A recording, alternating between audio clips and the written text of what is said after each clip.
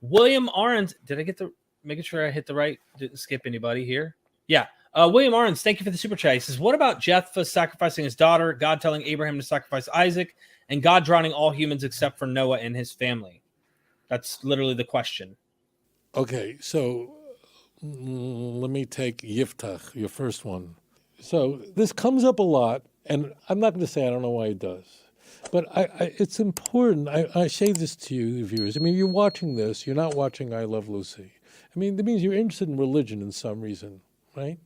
Well, I always say to you, like, read it for yourself, because one of the things I almost never do is quote a scholar, unless there's some point here. But I'm never doing that for a point of authority. The book of Judges contains events that are disasters that occurred over the course of a span of many centuries.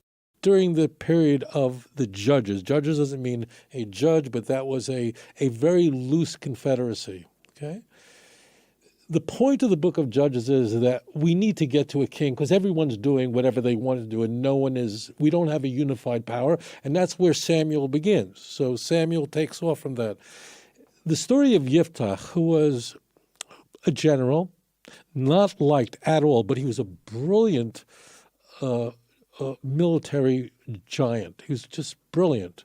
And therefore, when the Jews got into trouble from our enemies, we wanted the Moshe Dayan, we wanted the smartest, the smartest kid, the guy who really understood military strategy.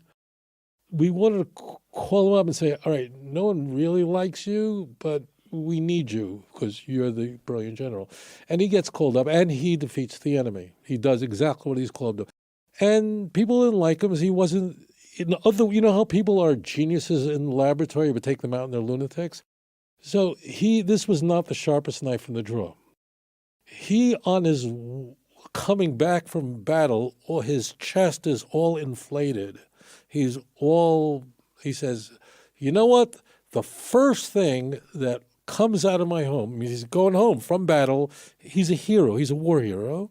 The first thing that comes out, I'm going to offer as a sacrifice to God. Okay. What happens? His daughter walks out. And he decides that, he loved her, but what choice do I have? And he doesn't really kill her, but she never enjoys intimacy, she's never married, and she's put in a remote place. Let's just say she's put to kill. The text reads that way. If you look carefully, it's that she dies a virgin. She let's just say she's sacrificed. That was certainly his interest, so we'll keep it that way, okay? Who here failed?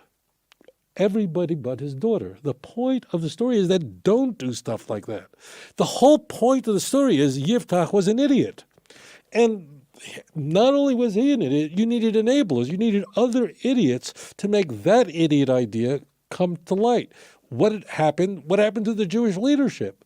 Well, if Yiptach would have only come to the priests, to the judges at the time, and go, look, I made this vow coming back from battle, and it turns out it's my kid. It's my kid, Rebecca.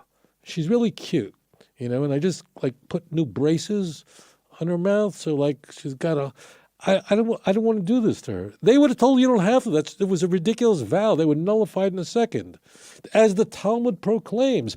And what happens if a pig would have come out of his house? Would he then offer that as an offering to God? So it's a story about failure. It's not a story about success. It's not nothing in the book of Judges, none of these events are there to tell you this is how you should behave. On the contrary, the prophets were written for a number of reasons, but a main theme in the prophets, the prophetic part of the Hebrew Bible, is to convey every stupid mistake that the Jews made and don't do anything like that. So that's the story of Yiptach. It's like everything fails, and therefore, look at the last passage of the book of Judges. Everyone was doing what was right in their own eyes because you had this loose confederacy. We need a united monarchy with a king, and that's what's going to happen in Samuel. Judges is the introduction to Samuel. The reason why the book of Judges is there, the primary purpose of the book of Judges is to convey why you need a king, and it's just not good enough to have a loose confederacy under a judge. Not a judge as in a court, but a judge means like a kind of leader. Let's say, like kind of a governor, we'll just use that term, whose powers were very, very limited. And it ends, in the book of Judges, ends with a horrible civil war where almost an entire tribe is wiped out. The tribe of Benjamin was almost completely destroyed in a civil war. I mean, so it's not telling you civil wars are good. So therefore, no, God said, don't harm the kid, and there's a ram in the thicket, and bring that instead. I don't want you to do that.